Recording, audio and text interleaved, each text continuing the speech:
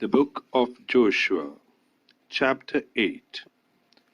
Ai destroyed. Then the Lord said to Joshua, "Do not be afraid, do not be discouraged. Take the whole army with you, and go up and attack Ai.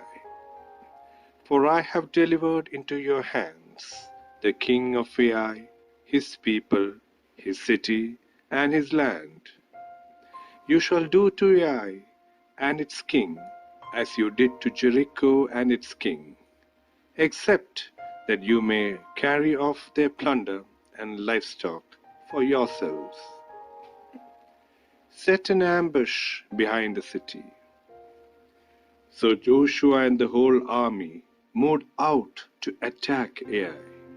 He chose 30,000 of his best fighting men and sent them out at night with these orders: "Listen carefully. You are to set an ambush behind the city. Don't go very far from it. All of you be on the alert. I and all those with me will advance on the city, and when the men come out against us, as they did before, we will flee from them. They will pursue us until we have lured them away from the city, for they will say, 'They are running away from us,' as they did before. So when we flee from them, you are to rise up from the ambush and take the city. The Lord your God will give it into your hand. When you have taken the city, set it on fire. Do what the Lord has commanded. See to it you have my orders." Then Joshua sent them off, and they went to the place of ambush and lay in wait between Bethel and Ai, to the west of Ai. But Joshua spent that night with the people. Early the next morning, Joshua mustered his army, and he and the leaders of Israel marched before them to Ai. The entire force that was with him marched up and approached the city and arrived in front of it. They set up camp north of Ai, with the valley between them and the city. Joshua had taken about 5,000 men and set them in ambush between Bethel and Ai, to the west of the city. So the soldiers took up their positions, with the main camp to the north of the city and the ambush to the west of it. That night Joshua went into the valley. When the king of Ai saw this, he and all the men of the city hurried out early in the morning to meet Israel in battle at a certain place overlooking the Arabah. But he did not know that an ambush had been set against him behind the city. Joshua and all Israel let themselves be driven back before them, and they fled towards the wilderness. All the men of Ai were called to pursue them, and they pursued Joshua and were lured away from the city. Not a man remained in Ai or Bethel who did not go after Israel. They left the city open and went in pursuit of Israel. Then the Lord said to Joshua, "Hold out towards Ai, and javelin that is in your hand, for into your hand I will deliver the city." So Joshua held out towards the city the javelin that was in his hand. As soon as he did this, the men in the ambush rose quickly from their position and rushed forward. They entered the city and captured it, and quickly set it on fire. The men of Ai looked back and saw the smoke of the city rising up into the sky, but they had no chance to escape in any direction. The Israelites, who had been fleeing towards the wilderness, had turned back against their pursuers. For when Joshua and all Israel saw that the ambush had taken the city and that smoke was going up from it, they turned around and attacked the men of Ai. Those in the ambush also came out of the city against them, so that they were caught in the middle, with Israelites on both sides. Israel cut them down, leaving them neither survivors nor fugitives. But they took the king of Ai alive and brought him to Joshua.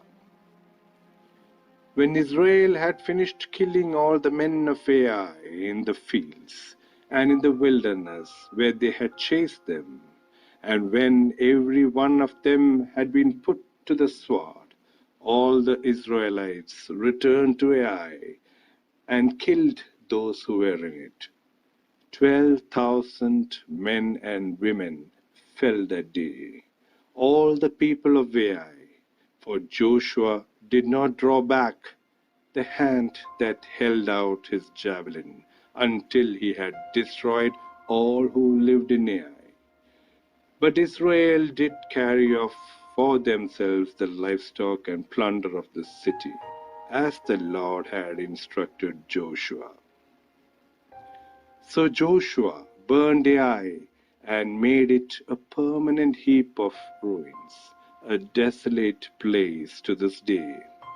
He impaled the body of the king of Ai on a pole and left it there until evening. At sunset, Joshua ordered them to take the body from the pole and throw it down at the entrance of the city gate. And they raised a large pile of rocks over it, which remains to this day. Then Joshua built on Mount Ebal an altar to the Lord, the God of Israel, as Moses, the servant of the Lord, had commanded the Israelites. He built it according to what is written in the book of the law of Moses, an altar of uncut stones on which no iron tool had been used. On it they offered to the Lord burnt offerings and sacrificed fellowship offerings. There, in the presence of the Israelites, Joshua wrote on stones a copy of the law of Moses. All the Israelites, with their elders, officials, and judges, were standing on both sides of the ark of the covenant of the Lord, facing the Levitical priests who carried it. Both the foreigners living among them and the native born were there. Half of the people stood in front of Mount Gerizim, and half of them in front of Mount Ebal, as Moses, the servant of the Lord, had formerly commanded when he gave instructions to bless the people of Israel. Afterward, Joshua read all the words of the law, the blessings and the curses, just as it is written in the book of the law.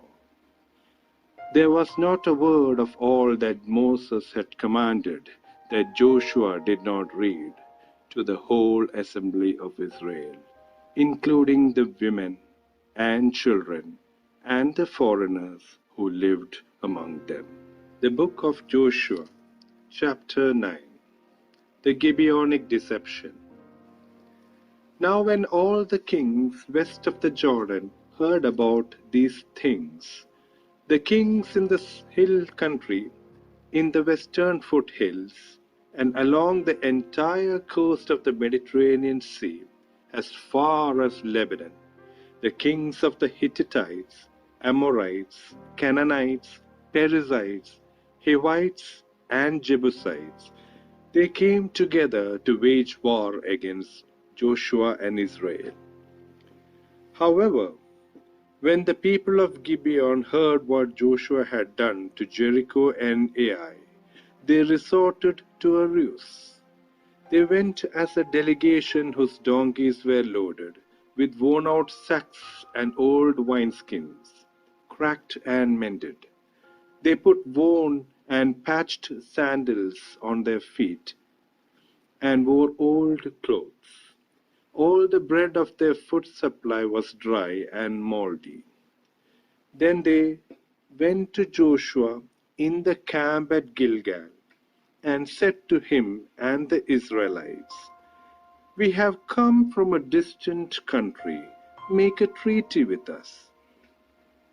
The Israelites said to the Hivites, "But perhaps you live near us.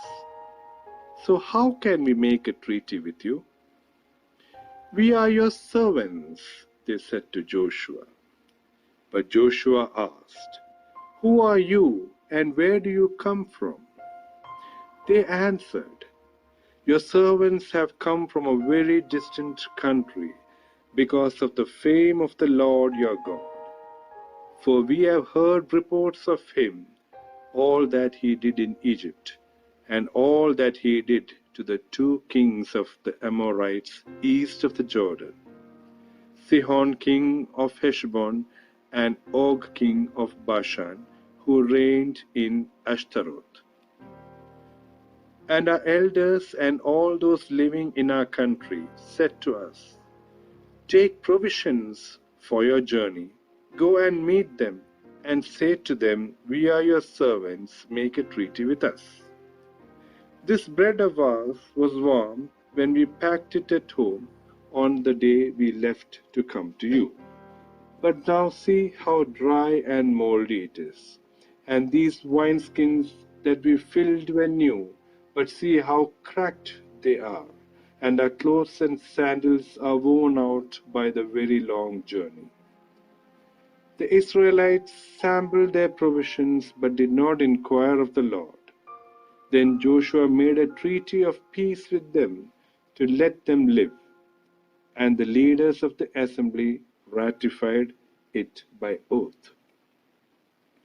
3 days after they were the treaty with the Gibeonites, the Israelites heard that they were neighbors living near them. So the Israelites set out, and on the third day came to their city, Gibeon, Kephirah, Beeroth, and Kiriath Jearim. But the Israelites did not attack them, because the leaders of the assembly had sworn an oath to them by the Lord, the God of Israel. The whole assembly grumbled against the leaders, but all the leaders answered, "We have given them our oath by the Lord, the God of Israel, and we cannot touch them now. This is what we will do to them. We will let them live so that God's wrath will not fall on us for breaking the oath we swore to them." They continued, "Let them live, but let them be woodcutters and water carriers in the service of the whole assembly." So the leaders' promise to them was kept. Then Joshua summoned the Gibeonites and said, "Why did you deceive us by saying, 'We live a long way from you,' while actually you live near us? You are now under a curse. You will never be released from service as woodcutters and water carriers for the house of my God." They answered Joshua, "Your servants were clearly told how the Lord your God had commanded his servant Moses to give you the whole land and to wipe out all its inhabitants from before you. So we feared for our lives because of you, and that is why we did this. We are now in your hands. Do to us whatever seems good and right to you." So Joshua saved them from the Israelites, and they did not kill them.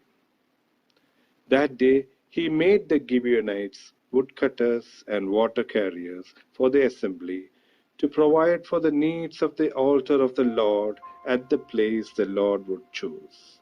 And that is what they are to this day.